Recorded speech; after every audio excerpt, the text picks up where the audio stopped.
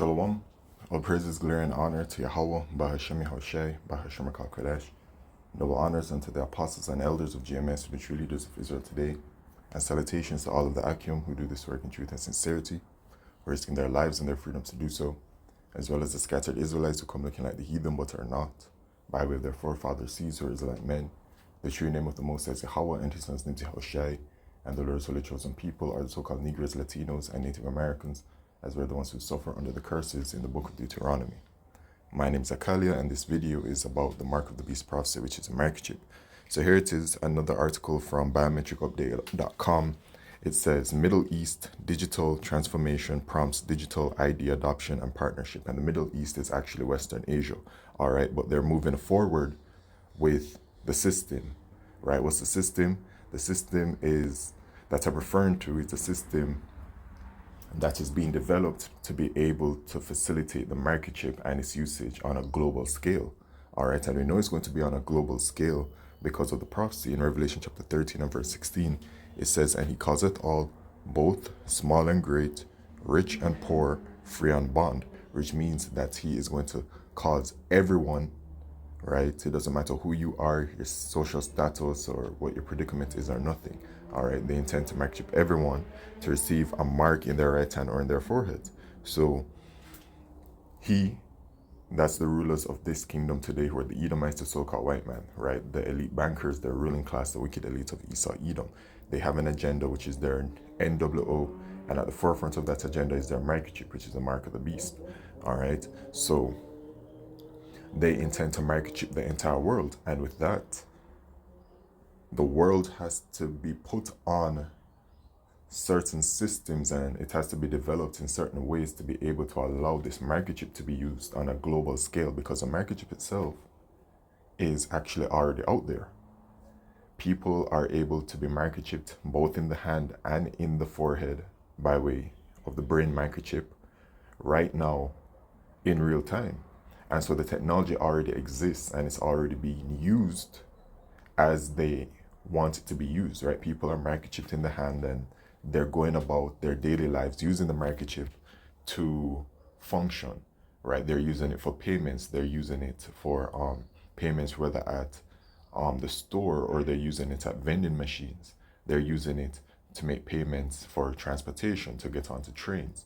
They're using it for other purposes as well, because it's intended to be multi-use and intended to be used for really everything. So people also have it where they're microchipped, and they're using it within their house to open up the doors, to open up the cabinets, all these kinds of things. All right, so the technology is already out there, but to have it functioning on a global mass scale, there needs to be systems implemented, right? And this microchip is a form of technology, right? And it works digitally, right? So the systems are all digital, okay, that are being implemented. So you have digital IDs that are being implemented, and you have digital currencies that are being implemented. A digital financial system is being implemented, in other words, which is the central bank digital currencies, which are being developed all across the world, worldwide, right? We're moving away from a cashless society. They call it the intelligence age, an age ruled and dominated by technology, artificial intelligence, and everything going digital, all right? They call it the fourth industrial revolution as well. So this is their idea, this is their goal. And with that as well, you have the digital identification system, which is being developed also by every single country worldwide. Now, the digital identification system is a stepping stone heading towards the mark of the beast, which is that microchip, right? It's a stepping stone, because when you look at what the digital ID is, let me get it. The digital ID, right? As you can see, this digital ID, which is the proposed digital ID from the World Economic Forum and the one that is being developed worldwide in every single country, as you can see, the digital identity is going to store all of this information that you see here on it, right? Which includes your healthcare information, your financial information, your social platform information. It says government, e-government as well, so government information, and of course it's going to deal with your biometrics as well. All right, and the microchip itself deals with your biometrics. All right. That's why they call it,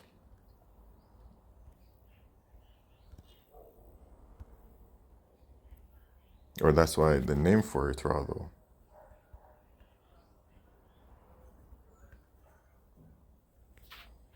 is a biometric microchip.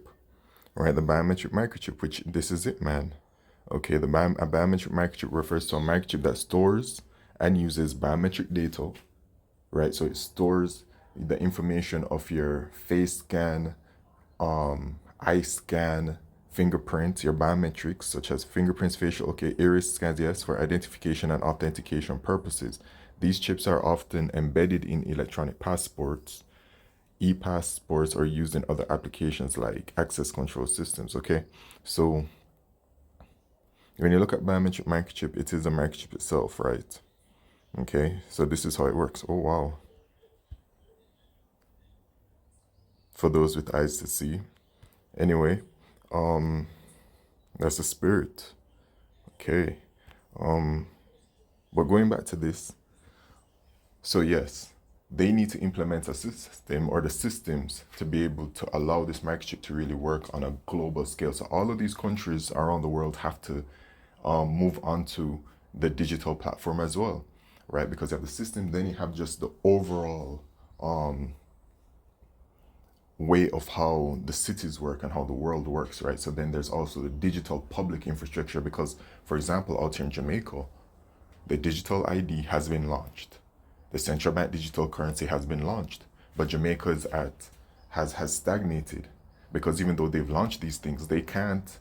Jamaica's unable to allow it to be even on the scale of countrywide in Jamaica to operate, in the way that it needs to operate because Jamaica is lacking in its digital public infrastructure, which Jamaica has recently joined a campaign, I believe it's called what, 15-5 campaign, which is a digital public infrastructure which they joined, as well as Mexico, right, which is to accelerate these countries that are lagging behind with their digital transformation, all right, because the cities themselves, their vision is are the smart cities and 15-minute cities, which is a city. The 15-minute city is a city where anywhere that you're living, 15 minutes away by walking, you will be able to have access to every single service within the city, right? So even that's a whole part of their goal, which we'll watch how it happens, but this is their idea. So their overall idea is that people are going to be microchipped. They're going to be these smart cities and these 15-minute cities. And then when people go about their lives, when they wake up and whatever else, they're using their microchip within their household. You know what I'm saying? And then to interact with it, however they're going to interact with it. Then once they leave the house, when they're going to the doctor, they go to the doctor and they present their microchip, and the microchip is scanned, and then all of their information is presented to the doctor. So essentially, you can go anywhere in the world, right?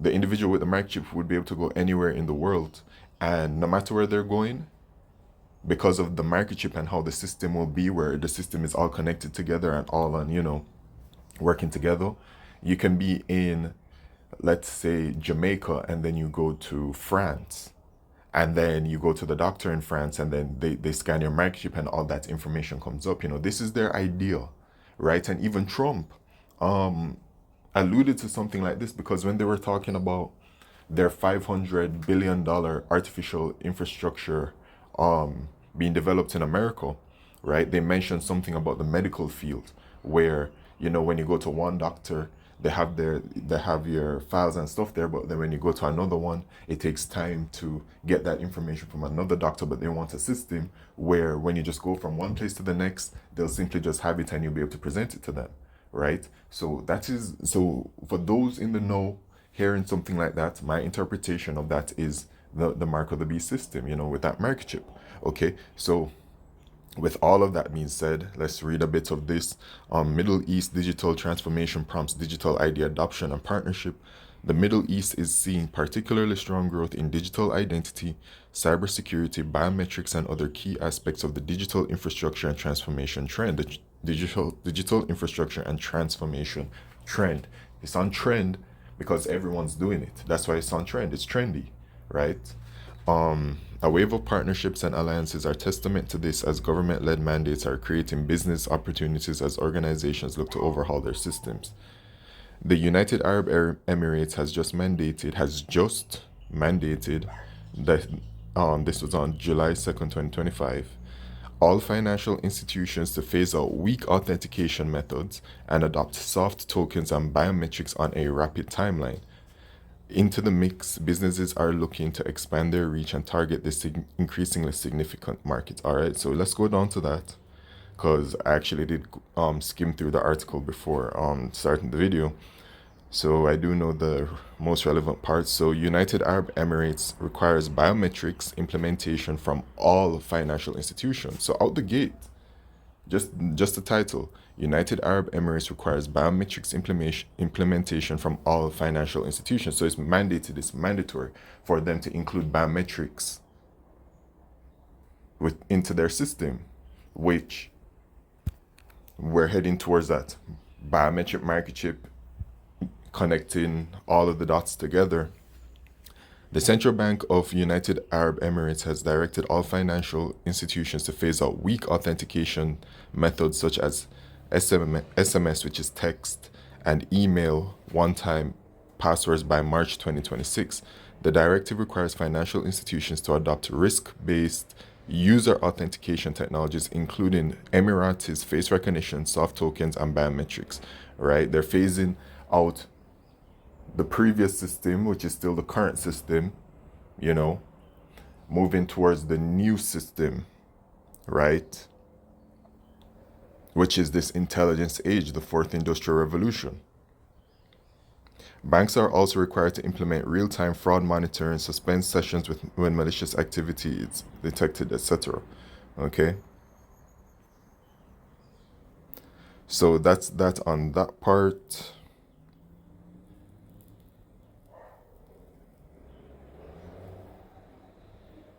Legacy systems built around OTP infrastructure will need a full overhaul to support cryptographic tokens, biometrics, and secure app-based verification. Mobile banking apps will need to include secure digital tokens or biometric layers tied to users. Okay? But we got the main point there.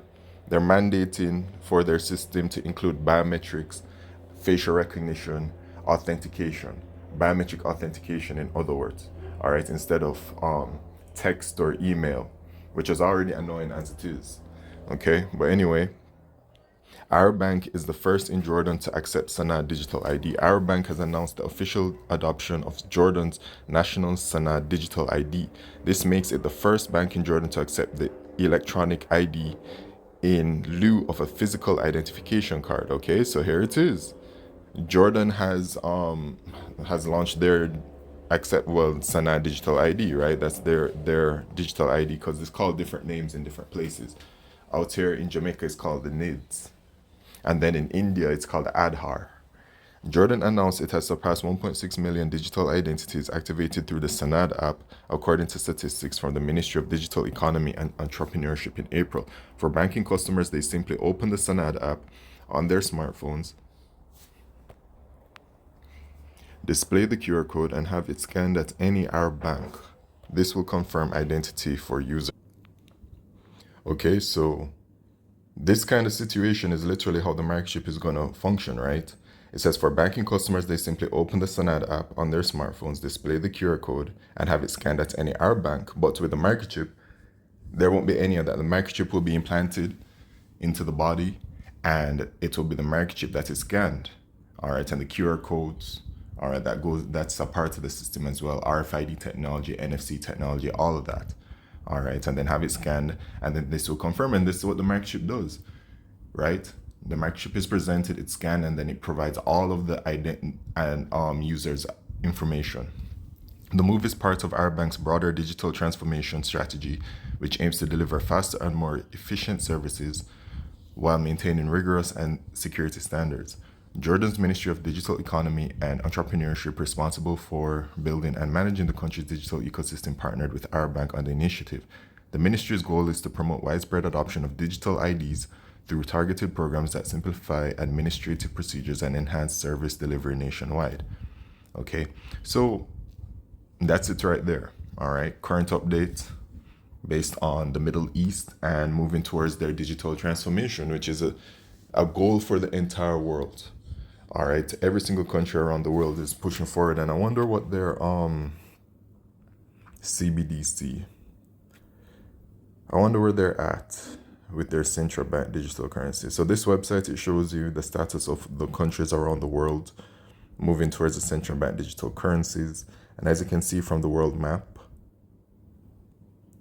okay, so you can see, man, quite a few, a lot of them actually. This is the so-called Middle East, right? Western Asia.